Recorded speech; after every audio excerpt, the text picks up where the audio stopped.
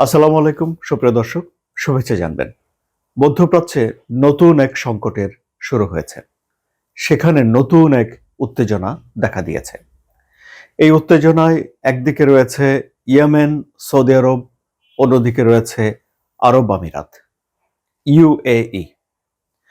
এবং এরই মধ্যে আপনারা নিশ্চয়ই জেনেছেন যে সৌদি জোটের নেতৃত্বে ইয়েমেনের মোকাল্লায় একটা বন্দরে হামলা করা হয়েছে, অর্থাৎ বিমান হামলা করা হয়েছে।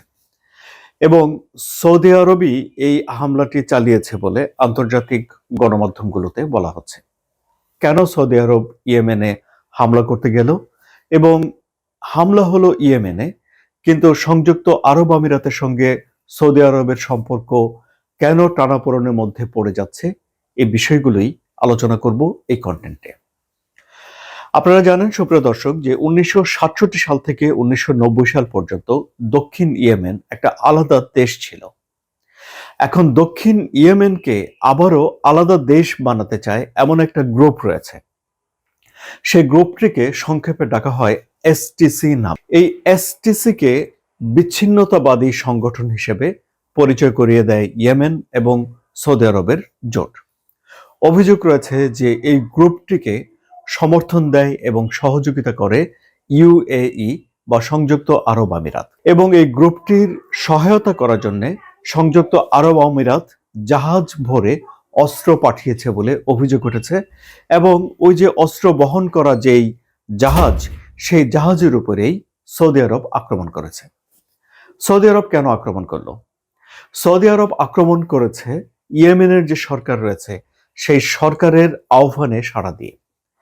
ইয়েমেনের সরকার সৌদি জোটের কাছে আবেদন করেছে যে ওই অঞ্চলের শান্তি রক্ষা করার জন্য, স্থিতিশীলতা রক্ষা করার জন্য এবং এই বিচ্ছিন্নতাবাদীদেরকে নিয়ন্ত্রণে আনার জন্য সৌদি জোট যেন ব্যবস্থা নেয়। এবং সৌদি আরব ইয়েমেন সরকারের আবেদনে সাড়া দিয়ে এই হামলাটি সেখানে চালিয়েছে। ইয়েমেন সরকারের কেন হঠাৎ করে এই আবেদন করার দরকার পড়ল? আবেদন করার দরকার পড়ল কারণ সাম্প্রতিক সময়ে এই এসটিসি বেশ কিছু শহর দখল করে নিয়েছে এবং তারা তাদের কর্মকাণ্ড সেখানে বৃদ্ধি করেছে। এর পরিপ্রেক্ষিতে এসেই ইয়েমেন সরকার সৌদি জোটের কাছে সহায়তা চাইল। প্রথমে সৌদি জোট দক্ষিণ পূর্ব অঞ্চলে ইয়েমেনের সেখানে অভিযান চালাবে বলে একটা ঘোষণা দিয়েছে এবং ওই অঞ্চলের যারা সাধারণ মানুষজন রয়েছেন তাদেরকে এলাকা খালি করে চলে যেতে বলেছে এবং তারপরে এই বিমান হামলাটি চালানো হলো। তাৎক্ষণিকভাবে আরব আমিরাতের পক্ষ থেকে কোনো কিছু বলা হয়নি, মানে তাদের বক্তব্য এখনো পর্যন্ত পাওয়া যায়নি। কিন্তু ধারণা করা হচ্ছে যে আরব আমিরাত থেকে এসটিসির কাছে অস্ত্র পাঠানোর যে বিষয় আছে তা সীমিত হয়ে পড়বে বা বন্ধ হয়ে যেতে পারে। কারণ হলো যে ওই অঞ্চলের আকাশটা সৌদি আরব নিয়ন্ত্রণ করে এবং সৌদি জোট এই সক্ষমতা রাখে যে জাহাজে করে যদি অস্ত্র পাঠানো হয় তাহলে সেখানে তারা আবারও স্ট্রাইক করতে পারে বা হামলা করার একটা সক্ষমতা তারা রাখে। কিন্তু এখানে আরব আমিরাত কিভাবে এই ঘটনার পর প্রতিক্রিয়া জানাবে তার উপরে অনেক কিছু নির্ভর করছে।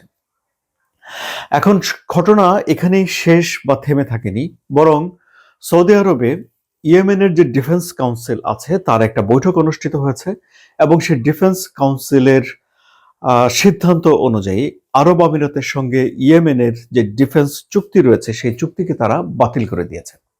ফলে ইয়েমেনে আরব আমিরাতের যত সেনা রয়েছে তাদের সবাইকে নিজ নিজ দেশে ফেরত যেতে হবে। সুস্পষ্টভাবেই এইসব লক্ষণগুলো এবং এইসব ঘটনাগুলো সবকিছু ওই অঞ্চলে উত্তেজনা বেড়েছে বলেই একটা লক্ষণ প্রকাশ করে এবং নির্দ্বিধায় এই উত্তেজনা এখনই যে থেমে যাচ্ছে তা নয়, কিন্তু এটি সামনের দিনগুলোতে কি পরিস্থিতি তৈরি করবে সেটিও এখন সুস্পষ্টভাবে বলা যাচ্ছে না। পুরো পরিস্থিতি নির্ভর করছে এখন সংযুক্ত আরব আমিরাত কি পদক্ষেপ নেয়, তারা কি মুভ করে তার উপরে। কিন্তু সৌদি জোট সুস্পষ্টভাবেই ইয়েমেনের যে সরকার রয়েছে সেই সরকারের পক্ষে রয়েছে এবং ইয়েমেন সরকারকে সর্বাত্মকভাবে সহযোগিতা করবে, এটি আমরা ধরেই নিতে পারি।